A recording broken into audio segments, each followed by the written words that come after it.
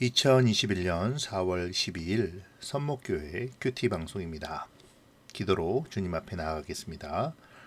고마우신 하나님, 오늘도 우리와 함께 하여 주시니 감사드립니다. 오늘도 허락하신 말씀을 묵상하는 가운데 하나님을 아는 지혜를 허락하여 주시어서 오늘 하루의 삶을 결단하게 도와주시옵소서. 매일의 삶이 말씀을 묵상하는 가운데 풍성케 됨을 경험함으로 말씀 앞으로 나오는 기쁨이 날마다 더하게 하여 주시고 늘 주님의 말씀과 동행하는 자가 되게 하여 주시옵소서. 오늘도 말씀 안에 임재하여 주시기를 바라오며 예수님의 이름으로 기도합니다. 아멘. 오늘 묵상할 말씀은 역대하서 4장 1절로 10절까지의 말씀입니다. 솔로몬이 또 노스로 제단을 만들었으니 길이가 20규빗이요 너비가 20규빗이요 높이가 10규빗이며 또 놋을 부어 바다를 만들었으니 지름이 10규빗이요 그 모양이 둥글며 그 높이는 5규빗이요 주위는 30규빗 길이의 줄을 두를만 하며 그 가장자리 아래에는 돌아가며 소 형상이 있는데 각 규빗에 소가 10마리씩 있어서 바다 주위에 둘렀으니 그 소는 바다를 부어 만들 때에 두 줄로 부어 만들었으며 그 바다를 롯의 황소 12마리가 바쳤으니 3마리는 북쪽을 향하였고 3마리는 서쪽을 향하였고 3마리는 남쪽을 향하였고 3마리는 동쪽을 향하였으며 바다를 그 위에 놓았고 소의 엉덩이는 다 안으로 향하였으며 바다의 두께는 한 손 너비만 하고 그 둘레는 잔 둘레와 같이 백합화의 모양으로 만들었으니 그 바다에는 3,000밭을 담겠으며 또 물두멍 10개를 만들어 5개는 오른쪽에 두고 5개는 왼쪽에 두어 씻게 하되 번제에 속한 물건을 거기서 씻게 하였으며 그 바다는 제사장들이 씻기 위한 것이더라.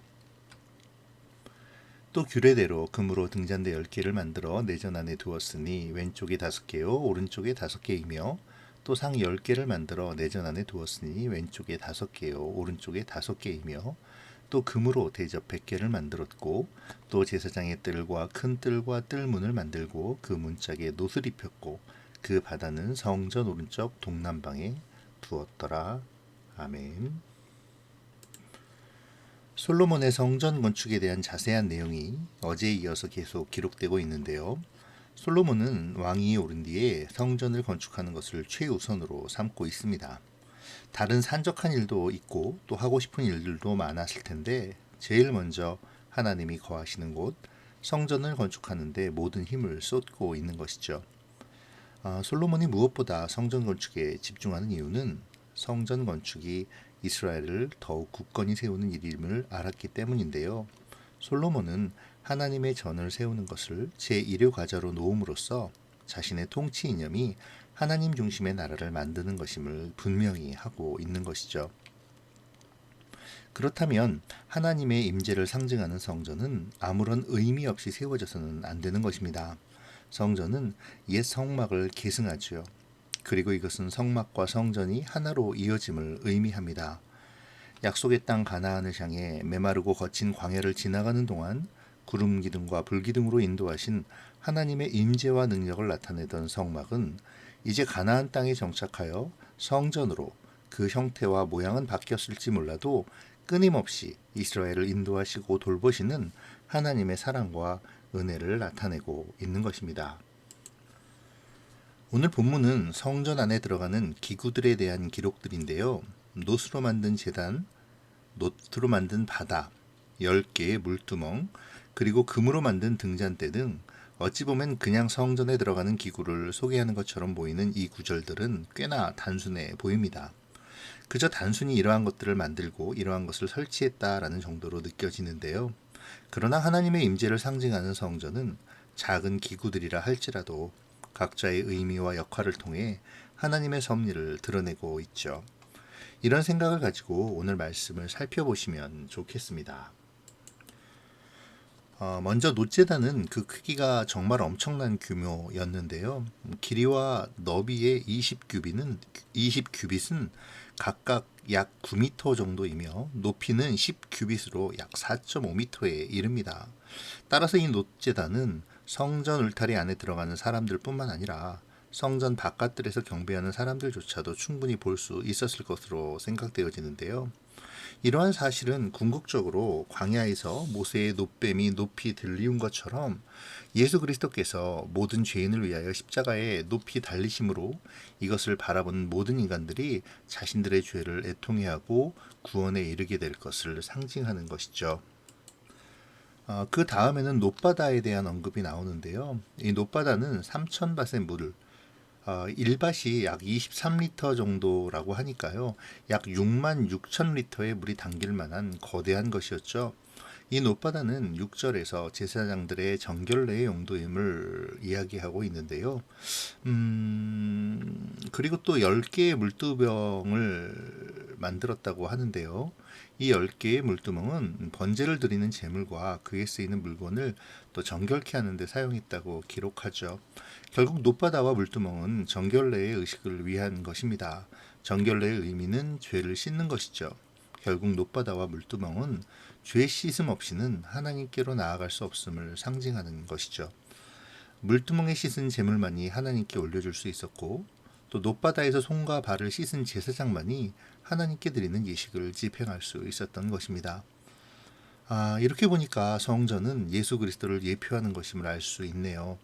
하나님께서는 성전의 건축을 통해 우리 안에 임재하시겠다고 약속하시며 우리의 죄를 씻겨주시고 하나님 앞으로 갈 수 있는 소망을 주시고 더 나아가 그 소망의 완성인 예수 그리스도를 보내실 것을 보여주고 계시는 것이죠. 다음에 나오는 등잔대 10개와 진설병 상 10개 역시 같은 맥락으로 볼 수 있습니다. 등잔대의 등은 성전 안에서 저녁부터 아침까지 항상 등불을 켜둠으로 말미암아 언제 어디서나 변함없이 우리와 함께 하시는 하나님의 임재를 나타내죠. 하나님은 빛이십니다. 요한복음에서는 또 그리스도를 빛이라고 표현하기도 했죠.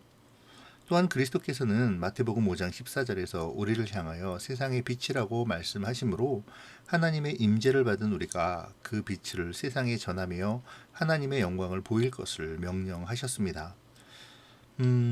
또 진설병은 거룩한 곳에 하나님을 위해 놓아두는 무교병, 곧 누룩 없는 떡을 말하는데요. 상 위에 2줄로 한 줄에 6개씩 차례로 놓았습니다. 이 진설병은 매 안식일마다 새 것으로 교체하며 묵은 떡은 제사장만이 먹을 수가 있었다고 합니다. 특별히 이 진설병은 이스라엘의 12지파의 수에 맞춰 진설해 놓았는데요. 이는 12지파에 필요한 공급이 모두 하나님께로부터 옴을 상징하는 것입니다. 하나님의 임재의 빛이 비추이는 곳에 진설병을 놓음으로 하나님의 임재하심이 온 이스라엘을 곧 영적인 이스라엘에 포함된 모든 하나님의 백성 외에 함께 하신다는 의미를 가지고 있는 것이죠. 또 금으로 대접 100개를 만들었는데요. 이것은 놋단과 관계가 있는 것으로 번제물에 피를 담아 뿌리거나 또는 전제로 드릴 때에 음료수나 술을 붓기 위해 사용한 그릇이었던 것으로 추측됩니다. 다음에는 제사장의 뜰과 큰 뜰과 뜰문을 만들고 그 문짝에 놋을 입혔으며 또 아까의 큰 놋바다는 성전 오른쪽 동남방에 두었다고 기록하고 있죠. 이러한 것들은 성전의 건축이 솔로몬의 임의대로 이루어지지 않았음을 뜻합니다. 사실 역대상 28장 11절 이하에는 다윗이 솔로몬에게 성전의 설계도를 주고 또 각 기구에 들어갈 금과 은의 무게까지 정해준 것을 볼 수 있는데요. 그러므로 솔로몬은 자기 지혜를 의지해서 성전 기물을 만드는 것이 아니었고요. 단 하나도 임의대로 배열하지 않았음을 보여줍니다. 성전의 모든 기물 제작은 다윗이 하나님께로부터 받은 영감으로 만들어진 설계도를 따랐음을 보여주는 것이죠. 하나님의 일은 그런 것입니다. 하나님의 일을 하는 사람은 철저하게 하나님의 뜻과 방식에 따라 일해야 함을 우리는 기억해야 합니다. 자, 이제 오늘 말씀을 좀 생각해 볼까요? 먼저 우리가 놋제단과 놋바다 그리고 물두멍에 대해서 좀 생각해 보도록 하죠. 1절에서 오늘 본문의 말씀은 놋으로 만든 제단을 이야기했죠. 그 놋제단은 길이와 너비가 약 9m, 높이가 4.5m 정도 되는 거대한 제단이었습니다. 이렇게 제단을 높고 크게 지은 까닭은 성전 안에서뿐 아니라 성전 바깥들에 있는 사람들까지 그 제단에서 드려지는 예식을 볼 수 있게 하기 위해서였을 텐데요. 그러므로 이곳에서 드려지는 희생 제사는 하나님과 이스라엘의 화해를 의미하게 되는 것이죠. 끊임없이 불순종하고 하나님의 뜻을 거스르는 성향의 이스라엘이 스스로의 힘으로는 뛰어넘을 수 없는 멀고 먼 하나님과의 그 간격을 극복하게 하는 하나님의 구속의 은혜를 보여주는 것이 바로 성전의 의미라는 것이죠. 그것은 우리에게도 마찬가지입니다. 예수님께서는 성전을 헐라 내가 사흘 만에 일으키리라 라고 말씀하시며 자기 자신이 참 성전이심을 밝히셨는데요. 주님께서는 친히 십자가에 달리심으로 제물이 되시고 모든 사람들이 십자가를 바라보게 하심으로 죄 씻음을 얻게 하셨습니다. 그러므로 우리는 성전의 놋제단을 바라보면서 우리의 죄를 발견해야 하고 또 그 죄에 대한 대속을 위해 친히 희생제물로 십자가에 달리신 주님을 바라보아야 합니다. 그리고 늘 그 십자가 앞에 나를 세워야 하죠. 놋바다와 물두멍도 마찬가지입니다. 놋바다는 하나님 앞으로 나아가는 제사장들의 정결례의 도구였습니다. 물두멍은 제물과 제물을 위해 사용되는 도구를 씻는 정결 도구였죠. 우리가 하나님 앞으로 나아갈 때도 동일합니다. 우리는 정결케 되지 않으면 결코 하나님 앞으로 나아갈 수 없습니다. 그리고 우리에게 놋바다와 물두멍은 예수 그리스도의 보혈이 되는 것이죠. 나는 주님을 바라보며 나의 삶 속의 죄를 제거하고 있습니까? 십자가의 은혜가 매일의 삶 속에서 나를 충성된 그리스도인으로 인도하고 있나요? 두 번째로 우리가 생각할 것은 등잔대와 진설병상입니다. 등잔대 위에 등이 밝혀질 때 성전은 환하게 밝아졌죠. 이는 성전 안에 하나님의 임재가 가득한 것을 상징합니다. 이 하나님의 임재의 빛이 12지파를 상징하는 진설병을 비춤은 이스라엘 백성이 빛의 자녀들로서 하나님의 빛을 발해야 함을 상징하는 것 하기도 하죠. 또한 이것은 성전에서 예배하는 예배자들이 빛된 삶을 살아가야 함을 말해줍니다. 에베소서 5장 8절에는 너희가 전에는 어둠이었더니 이제는 주 안에서 빛이라 빛의 자녀들처럼 행하라고 그렇게 말씀합니다. 그러므로 우리는 하나님을 위해 끊임없이 빛을 발하는 삶을 살아야 하는 것이죠. 또 생명의 떡이신 예수님을 상징하는 진설병은 12개를 놓음으로 하나님께서 12지파에 필요한 것을 공급하심을 상징한다고 말씀드렸는데요. 그런 의미로 진설병은 하나님으로부터 오는 말씀의 공급을 뜻합니다. 그리고 진설병 상위에 진설병이 늘 놓여 있었다는 것은 늘 말씀으로 공급되는 영의 양식을 잊지 말아야 하는 것을 의미하는 것이죠. 또한 진설병은 매 안식일에 새 것으로 교체되는데요. 이것은 하나님의 말씀을 통해 주시는 깨달음의 의미가 늘 새롭게 된다는 의미이기도 합니다. 그렇기 때문에 우리는 말씀을 읽고 묵상하는 데 게으르지 말아야 하죠. 읽은 부분이라고 잘 아는 부분이라고 소홀히 하는 것이 아니라 말씀 안에서 새롭게 주시는 주님의 깨달음과 은혜를 누려야 하는 것입니다. 우리는 하나님께서 우리에게 공급하시는 은혜를 늘 받아 누리고 있습니까? 그 은혜를 말씀 속에서 공급받기를 원하고 있나요? 읽은 부분이라고 잘 아는 내용이라고 소홀히 하거나 하찮게 여기지는 않습니까? 나의 삶은 주님의 빛을 드러내고 전하는 삶인가요? 주님의 영광의 빛을 드러내기 위한 오늘의 삶을 묵상하면 좋겠습니다. 이제 마지막으로 규례대로라는 말씀을 묵상해 보죠. 솔로몬은 규례대로 성전의 기물을 만들고 또 있어야 할 곳에 그것을 배치합니다. 자신의 의미대로 결정하고 만들고 배치하는 것이 아니라 모세의 성막 제도를 따라 또 아버지 다윗이 작성한 설계도와 지침에 따라 성전을 만들고 있는 것이죠. 솔로몬이라고 왜 자신의 의견을 반영하고 싶지 않았겠습니까? 그러나 솔로몬은 철저하게 규례를 지킵니다. 이 규례대로는 내일 묵상할 본문에서도 다시 한번 강조됨을 볼 수 있는데요. 이렇듯 솔로몬은 하나님의 뜻과 하나님께서 제정하신 것에 충실히 따르고 있는 것이죠. 지혜로운 사람은 임기응변에 능한 사람이 아니라 말씀과 기도로 계획하고 절차대로 일을 진행하는 사람입니다. 우리는 얼마나 주님의 인도하심을 따르고 있는지 생각해 봅시다.